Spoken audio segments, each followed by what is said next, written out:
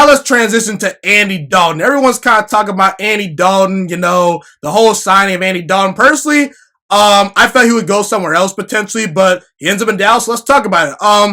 My thoughts on Andy Dalton. I bashed Andy Dalton a lot in the past just because I felt the Cincinnati Bengals had a really good team, in his prime when he was there the first 5 years. They had really good wide receivers, really good running backs, a pretty solid offensive line, and a defense that was very, very good. And I felt the Bengals were a Super Bowl caliber roster, and Andy Dalton in the playoffs was 0-4 and did nothing. I mean, he just did not play that well. And it'd be one thing if he had a bad supporting cast. When you have a supporting cast like that, I mean, where are the excuses? That's my whole thing. But either way, I do think that Andy Dalton, when he was going right, was a pretty decent starting quarterback. I'm not going to try to bash him too much anymore. He was a decent starter. He was reliable, pretty accurate at times. Not the most talented guy, but again, he was reliable. He was a pretty solid leader. And he's probably one of the best Bengals quarterbacks ever, okay? So I'm going to give Andy Dalton some respect right there. I do think that he's out of his prime, and he's probably going to be a backup quarterback for most of his career just because he's in that weird space where he's not necessarily as old as like a Tom Brady or like a Phillip Rivers, but he's older in his career, past his prime, and he's hit his ceiling. So I don't ever see Andy Dalton, I don't see a team ever saying, okay, Andy Dalton is our guy, because you could draft a quarterback that potentially, surpass Andy Dalton's ceiling as of right now. And obviously, like I said, he's past his prime. So I think that Dallas, I think Dallas's offense is very, very good. So I think that if you put a solid quarterback in that offense, they can put up numbers and actually have some success. So if Dak Prescott were to go down, I do think that Andy Dalton can come in there and win a game or two. Obviously, a couple years ago, when Tony Romo was on the team, the Dallas Cowboys had to suffer because they didn't have a great backup quarterback. So I think Andy Dalton's a pretty good backup quarterback, one of the best backup quarterbacks in football.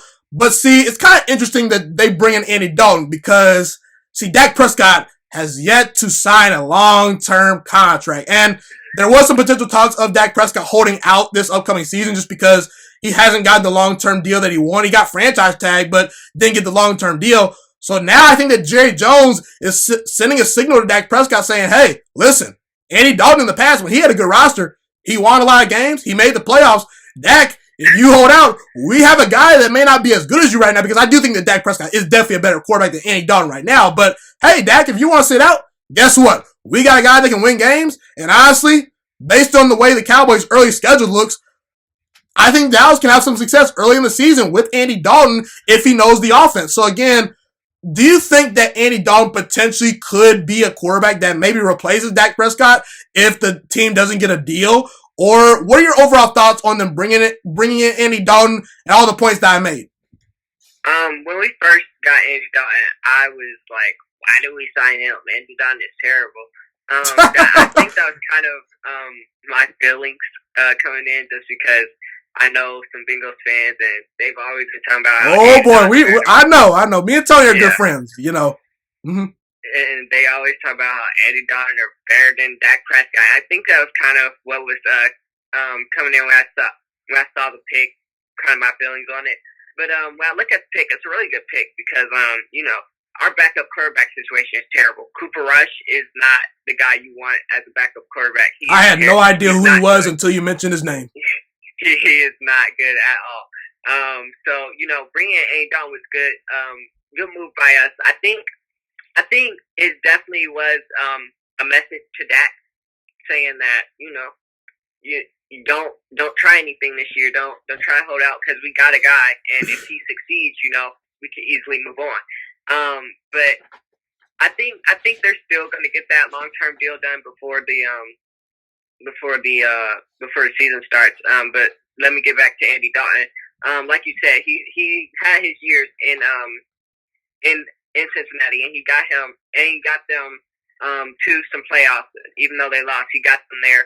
And there were even some years where they started off well, got hurt, and thought they were going to look very well, but that's not really his fault.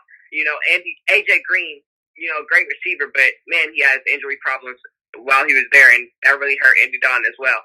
So and they never really could establish a running game like that. They were never really great. Have really great rushing attack. Nothing like the Cowboys, at least. So he has a lot more help here. Has a lot more talent around him, I think. And so if he ever needs to step up if Dak goes down or if Dak decides to hold out, I feel like he will do a decent job. And, it definitely gives Dak some competition this offseason. Definitely does. And that's something that Dak didn't have. Is, there's no other option after Dak. The past few years, there was nothing. Like, if he went down, we were done. So definitely gives the second option. Yeah, Dak is a pretty durable quarterback, I would say. He's never been injured, so he's pretty reliable. I personally don't think we will see any time Andy Dalton is a quarterback this year, just because I think that Dak is going to play the season, just because Jerry Jones has made this move. But again, pretty cheap deal, $3 million. I think that it was a solid move by Dallas and a pretty big message by Jerry Jones saying, hey, Dak, you better be on your P's and Q's, I would say. Thank you so much for watching this video today. Please also note that the Juice Alert Sports Podcast is not just a YouTube channel. It is available on all podcasting platforms, including Spotify, Google Podcasts, iTunes, and Apple Podcasts. Also, if you enjoyed this video, be sure to like, comment, subscribe, and share this content with all your friends. This podcast is my favorite thing in the entire world right now. It is my passion. And I want more people to listen to this podcast. I really want this podcast to grow. Also, a fun fact about me is that I want to go into the sports broadcasting and media world once I graduate from the University of Toledo, a college in Northern Ohio. I currently am a freshman there right now. I am looking to become one of the next great sports broadcasters and analysts out in the world.